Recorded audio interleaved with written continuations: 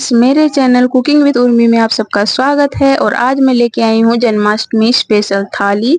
तो इसके लिए मैं ली हूँ सबसे पहले ये सूखा नारियल, इसका हम पंचमेवा बनाएंगे। तो सबसे पहले नारियल का हम 2 टुकड़ा कर लेंगे, यानी 2 भाग कर लेंगे और इसे हम बारीकी से घिस लेंगे, दरदरा सा। अभी मैं बताऊंगी। तो ये बारीक वाला से नहीं घिसना है, ये मोटी वाली साइड से हमें घिस कर तैयार कर लेना है, यानी कद्दूकस कर लेना है। तो बस इसी तरीके से हम सारे नारियल को, यानी दोनों नारियल को कद्दूकस कर कर तैयार कर लेंगे। और ये पंचमेवा जन्माष्टमी में तो बनती ही बनती है। और देख सकते हैं इसी तरीके से मैंने सारे नारियल को कद्दूकस कर लिया है और बिल्कुल परफेक्ट है। तो चलिए बनाना स्टार्ट करते हैं पंचमेवा। तो पंचमेवा बनाने के लिए एक कढ़ाई या पैन ले लें। इसमें आप 2 चम्मच के करीब घी डालें, घी को मेल्ट होने दें और पैन के चारों साइड घी को फैला लें। और गैस की फ्लेम अभी हम लो मीडियम ही रखेंगे या फिर मीडियम रखें। और इसमें आप 2 मुट्ठी के करीब मखाना डालें, 2 या 3 मुट्ठी के करीब, और इसे आप रोस्ट कर लें, यानी भून लें। क्रिस्पी होने तक हमें मखाना को भून लेना है। जब हमारी मखाना क्रिस्पी हो जाएगी तब इसे आप बाउल या प्लेट में निकाल सकते हैं। और मखाना रोस्ट होने के बाद इसी कढ़ाई या इसी पैन में हम, ये देखिए, जब हम इसे क्रश करेंगे ना तो ये टूटना चाहिए। तो बिल्कुल परफेक्ट है। तो इसी पैन में 1 चम्मच के करीब घी डालेंगे और घी डालने के बाद इसमें हम कुछ ड्राई फ्रूट्स डालेंगे, वो है काजू बादाम, और इसे भी हम रोस्ट कर लेंगे या फिर फ्राई कर लेंगे। इससे क्या होता है, पंचमेवा जो हम बर्फी बनाएंगे उसका टेस्ट और भी ज्यादा बढ़ जाएगा। तो ऐसे भी आप डाल सकते हैं बना फ्राई किया हुआ भी, लेकिन फ्राई किया हुआ जो सौंधी सौंधी टेस्ट होता है ना, वो बिल्कुल अलग होता है और बहुत ही ज्यादा टेस्टी लगता है। तो बस इसी तरीके से भून लेना है। और थोड़ी सी मैंने खरबूजे की बीज को भी भून लिया है और इसे भी कुछ सेकेंड ही भूनना है। बहुत ही जल्दी ये भून जाती है, चिटकने लगती है और फूल जाती है। तो इसी से अंदाजा लग जाता है कि रोस्ट हो गई है। तो बस इसी स्टेज पे हम डालेंगे ये कद्दूकस किया हुआ नारियल और इसे हम 1 से 2 मिनट के लिए भून लेंगे ताकि ये सॉफ्ट हो जाए और इससे अच्छी सी खुशबू आने लगे। तो बस इससे ज्यादा हमें नहीं भूनना है, यानी नहीं रोस्ट करना है। तो दोनों चीज को हम ठंडा होने के लिए रख देंगे, सूखा नारियल भी और ये सूखा मेवा भी। तो तब तक हम चाशनी तैयार कर लेते हैं। तो 1 कप के करीब मैंने चीनी ली है और उसका 1/3 कप हम पानी डालेंगे। गैस की फ्लेम अभी लो मीडियम ही रखेंगे चीनी पिघलने तक, क्योंकि चीनी में बहुत कम हमने पानी डाला है। तो क्या होगा, नहीं तो चीनी जम जाएगी।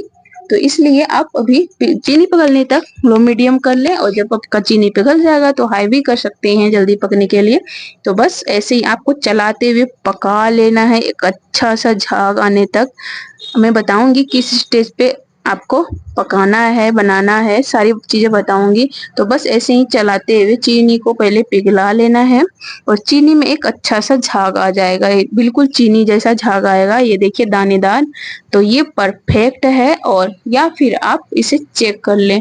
तो चीनी का चाशनी थोड़ी सी ले लें और ठंडी होने के बाद उंगलियों में इस तरीके से दबा लें और देखिए आपकी तार बनने लगेगी। तो ये बिल्कुल परफेक्ट है। अगर तार नहीं बन रही है तो आप इसे थोड़ी और पका लें।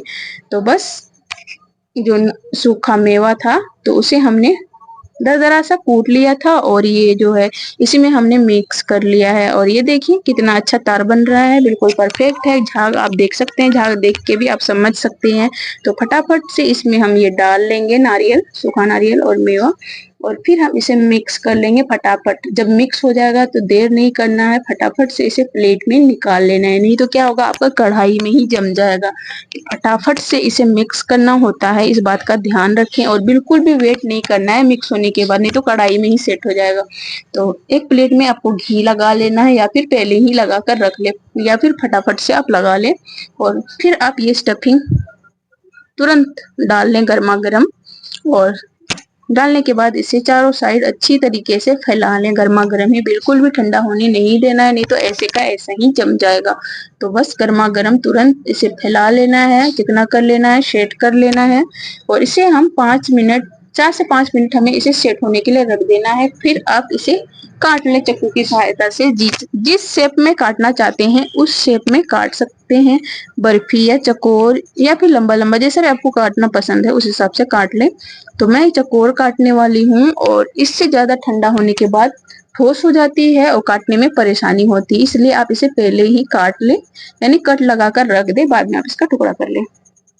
तो इसी तरीके से आपको काट लेना है। यकीन मानिए बहुत ही टेस्टी बनकर तैयार होती है, क्योंकि इसमें बहुत सारे ड्राई फ्रूट्स डले होते हैं और नारियल, सूखा नारियल, जो कि सारी चीजें हेल्दी वाली डली रहती है, तो इसलिए बहुत ही ज्यादा हेल्दी और टेस्टी भी होती है। तो बहुत ही इजी तरीके से बनाना बताई हूँ। तो आप लोग अगर जन्माष्टमी करते हैं तो ये वाला भोग जरूर बनाइएगा और अपने कान्हा जी को भोग समर्पित कीजिएगा, यानी खिलाइएगा। तो पंचमेवा हमारा रेडी है। तो इधर हम 1 कप के करीब मैं ले रही हूँ साबुत धनिया, क्योंकि अगर जन्माष्टमी कर रहे हैं तो धनिया की पंजरी जरूर बनती है। तो 1 कप धनिया ले लेना है, इसे मीडियम फ्लेम पर भून लेना है, हाई फ्लेम पर बिल्कुल भी नहीं भूनना है, नहीं तो टेस्ट चेंज हो सकता है, थोड़ी जल भी सकती है, इसलिए सावधानी से आप हल्के यानी मीडियम फ्लेम पर भून ले अच्छी तरीके से। इससे अच्छी सी खुशबू आने लगे और थोड़ी सा कलर इसका चेंज हो जाए, जैसे कि आप देख सकते हैं। तो इससे ज्यादा हमें नहीं भूनना है और इसे हम उतार कर ठंडा होने के लिए रख देंगे। तो चलिए इसे निकाल लेते हैं एक प्लेट में या फिर भगोने में या कटोरी, किसी चीज में आपके पास जो अवेलेबल है। और इसी कढ़ाई या पैन में हम डालेंगे 2 चम्मच घी, और घी डालकर चारों साइड पैन में फैला लेंगे। फिर आप इसमें काजू बादाम डालें और इसे भी आप फ्राई कर लें, थोड़ी सी फ्राई करें, ज्यादा भी नहीं फ्राई करना है, बस ये थोड़ी क्रिस्प हो जाए, तो इतना ही हमें फ्राई करना है। जब ये थोड़ी फ्राई हो जाएगी तब हम इसमें डालेंगे मखाना। तो 1 मुट्ठी के करीब मखाना डालिए और इसे भी थोड़ी फ्राई कर लीजिए कुछ सेकेंड के लिए। जब मखाना भी थोड़ी आपकी क्रिस्पी हो जाएगी तब आप इसमें डाल सकते हैं किशमिश और नारियल का भूरा, जो हमने घिस के रखी थी, वो थोड़ी पहले ही निकाल लें या फिर बाद में घिस ले थोड़ी। तो बस ये सारे डालकर इसे कुछ सेकेंड के लिए और रोस्ट कर लेते हैं। रोस्ट 1 मिनट के लिए, 1 या 2 मिनट, इससे ज्यादा नहीं। तो बस ऐसे ही आपको भून लेना है और फिर आप इसे भी भूनने के बाद एक प्लेट में निकाल लें और इसे भी आप ठंडा होने के लिए रख दें, क्योंकि इसे भी हमें दरदरा सा पीसना है, तो इसलिए आप इसे भी ठंडा होने के लिए रख दें। तो दोनों चीजों को हमें अच्छी तरीके से ठंडा कर लेना है, इसके बाद ही हमें पीसना है, क्योंकि धनिया को भी हमें बिल्कुल पीसकर पाउडर बनाना है और जो हमारा पंच मेवा है इसे भी हमें दरदरा सा पीसना है। तो धनिया हमारी ठंडी हो चुकी थी, तो चलिए इसे हम पीसकर पाउडर बना लेते हैं। तो ये देखिए हमारी धनिया पीस चुकी है, तो इसे हम क्या करेंगे, छान लेंगे। छानने से क्या होता है कि अगर थोड़ी बहुत धनिया मोटी रह गई हो या फिर एक आध दाना ना पिसा हो तो वो निकल जाएगा और परफेक्ट हमारा धनिया पाउडर बनकर तैयार हो गया। और देख सकते हैं इसका कलर भी बिल्कुल परफेक्ट है, सौंधी सौंधी खुशबू आ रही है। तो इसी जार में हम ये ड्राई फ्रूट्स डाल देंगे और इसे हम दरदरा सा पीस लेंगे, या आप दरदरा सा इसे कूट लेंगे और इसे भी हम इसी बॉल में निकाल लेते हैं। और ये रेडी है, बस इसमें खास चीज लगेगी वो मीठा, जो है मीठा है, आप चाहे तो चीनी का पाउडर या भूरा यूज कर सकते हैं। तो मेरे पास भूरा अवेलेबल था तो मैं वो यूज कर रही हूँ। 1 कप धनिया पाउडर था तो 1 कप ही आपको भूरा यूज करना है, ये परफेक्ट है बनाने के लिए। तो बस कोई भी कप आप मेजरमेंट कर लें, उसी कप से सारा प्रोसीजर करें।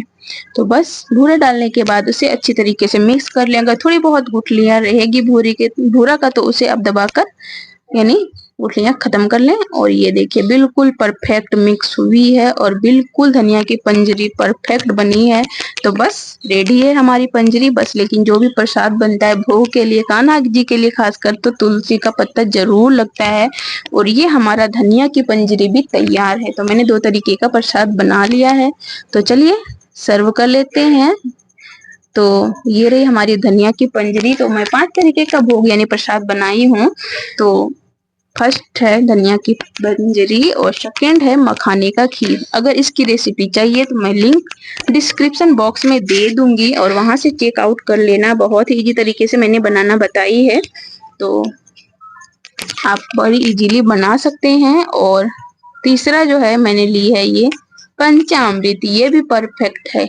अगर आप जन्माष्टमी कर रहे हैं, अगर आप जो है प्रसाद बना रहे हैं, तो ये पंचामृत और धनिया की पंजरी जरूर बनाएं। और ये है हमारा मेवा पाक, यानी मेवा की बर्फी कह सकते हैं। तो बिल्कुल परफेक्ट सेट हुई है। जैसे ये देखिए, मैं दिखाती हूँ निकाल कर, बिल्कुल भी बिखरा नहीं है, न टूटा है, न ज्यादा चीनी वाला है। जैसे ऊपर ऊपर चीनी ज्यादा दिखने लगता है, बिल्कुल भी वैसा नहीं है। अगर इस मेजरमेंट से बनाएंगे तो आप बिल्कुल परफेक्ट बनेगी। 250 ग्राम आपको नारियल लेना है और यही चीनी 1 कप के करीब। तो बस इसी में आपका बन जाएगा परफेक्ट बर्फी। और इधर मैंने थोड़ा सा लड्डू गोपाल के लिए प्रसाद बनाया।